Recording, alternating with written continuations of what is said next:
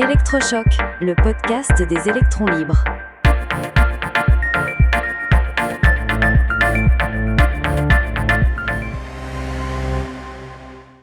Emploi, la nouvelle jeunesse des seniors. Aujourd'hui, nous allons aborder le thème de la place des travailleurs expérimentés sur le marché du travail. Et vous allez voir, les lignes bougent énormément. Absolument, Max. On a souvent cette image un peu dépassée du senior déconnecté, mais la réalité est en train de changer radicalement, surtout dans le secteur tertiaire. On assiste à une véritable dynamique positive. C'est exactement ça. Et pour comprendre ce phénomène, il faut remonter un peu dans le temps.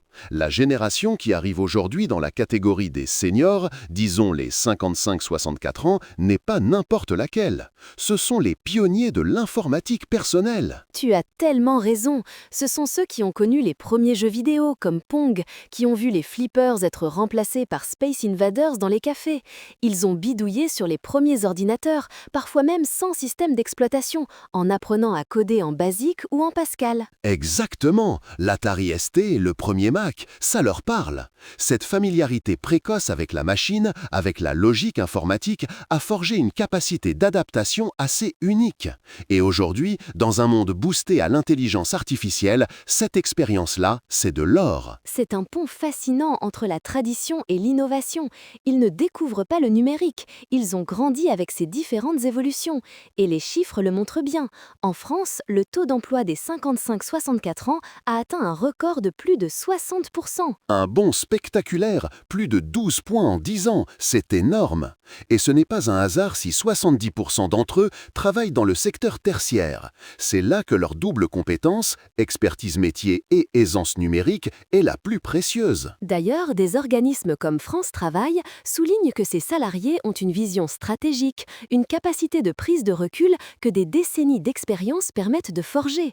Face à l'IA, par exemple, ils ne sont pas intimidés. Au contraire, ils voient comment l'utiliser comme un outil. Et il y a aussi un vrai désir de transmission.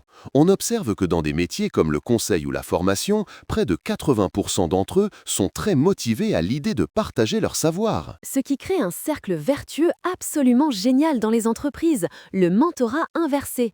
Les jeunes forment leurs aînés sur les toutes dernières innovations et en retour, les seniors apportent leur expérience, leur fiabilité, leur sens du collectif. Et ça marche.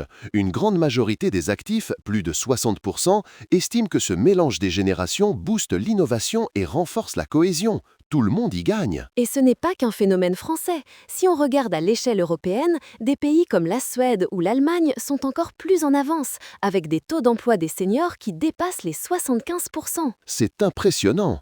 On voit que cette tendance est profonde. Le nombre de seniors actifs en Europe a presque doublé en un peu plus de 10 ans. C'est une transformation structurelle du marché du travail. Une étude récente du FMI va même plus loin. Elle suggère que les travailleurs plus âgés pourraient même bénéficier davantage de l'adoption de l'IA que les plus jeunes. Ah, ça c'est contre-intuitif. Explique-nous pourquoi. Eh bien, parce que les seniors sont souvent dans des postes à forte complémentarité avec l'IA, des postes qui demandent du jugement, de la stratégie, de l'analyse, des compétences que l'IA augmente mais ne remplace pas.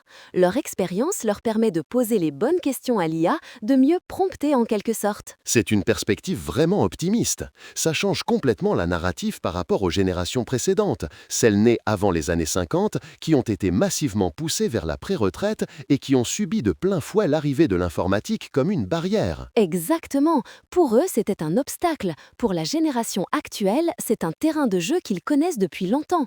Et puis, il faut le dire, les métiers exposés à l'IA sont souvent moins pénibles physiquement, ce qui correspond mieux aux attentes des travailleurs qui avancent en âge, mais qui sont en bien meilleure santé qu'avant. Bien sûr, il ne faut pas non plus être naïf.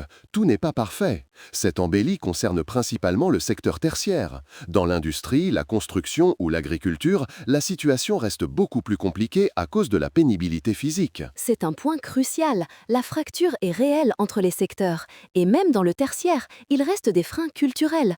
Toutes les entreprises n'ont pas encore adopté une culture senior-friendly, accueillante pour les travailleurs expérimentés. Il y a encore du chemin à parcourir pour changer les mentalités. Mais la tendance de fond est là. Si on se projette un peu, on peut imaginer que d'ici 2030, le taux d'emploi des seniors dans le secteur tertiaire pourrait frôler les 75% en France.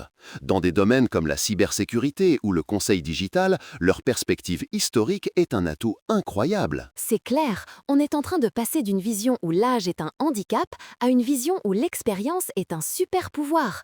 Les seniors ne sont plus juste dans le coup, ils sont au cœur de la transformation numérique et économique. En conclusion, on assiste à une formidable reconnaissance de la valeur de l'expérience combinée à une agilité technologique insoupçonnée. C'est une excellente nouvelle pour une économie plus inclusive et plus performante. Une économie où chaque génération a sa place et apporte sa pierre à l'édifice. C'est un avenir plutôt stimulant. Soutenez les électrons libres. Abonnez-vous sur lel.media.